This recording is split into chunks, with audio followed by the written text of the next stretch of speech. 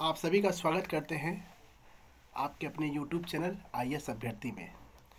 आज के इस शॉर्ट्स वीडियो में मैं यह बात करने वाला हूं कि सुप्रीम कोर्ट ने यह निर्णय लिया कि 75 साल हो गए हैं, आरक्षण अब बहुत ज़्यादा हो गया।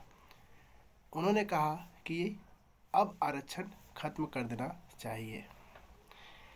देखिए, मेरा सवाल यही है कि सबसे पहले आप ये जानें कि आरक्षण किस मुद्दे पर शुरू हुआ है, और वो चीज़ें सिर्फ जाति व्यवस्था के आधार पर नहीं है। आप उसे गहराई से समझिए।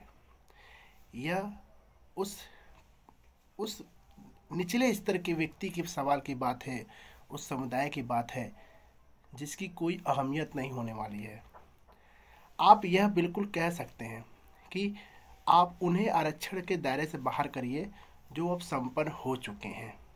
आप यह कह सकते हैं, लेकिन आप ये नहीं कह सकते कि अब आरक्षण खत्म कर देना चाहिए, क्योंकि ये ब्रिटिश शासन के दौरान ही चैम्सफोर्ड सुधार के तहत 1919 के आधार पर उस समय ही यह जो आरक्षण थी लागू कर दी गई थी। उसके बाद 1932 में हमारे बाबा भीमराव अंबेडकर साहब जी ने भी इसके ऊपर बहुत संघर्ष किया, जिसे आते आते 1935 में भारत ने स्वीकार कर लिया।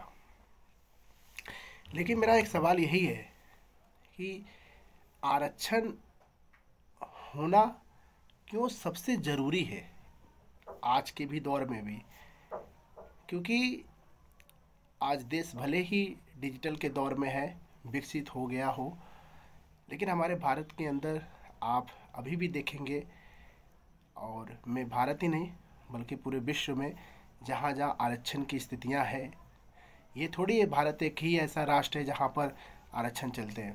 पूरी दुनिया में आप इतिहास पढ़िए, आपको पता चलेगा आरक्षण विश्व के हर उन जगह पर है जहाँ उन्हें समय समय पर ज़रूरत पड़ी है। ठीक है, तो आरक्षण बुरा नहीं है। हर किसी को उनके स्तर से चीज़ें चाहिए।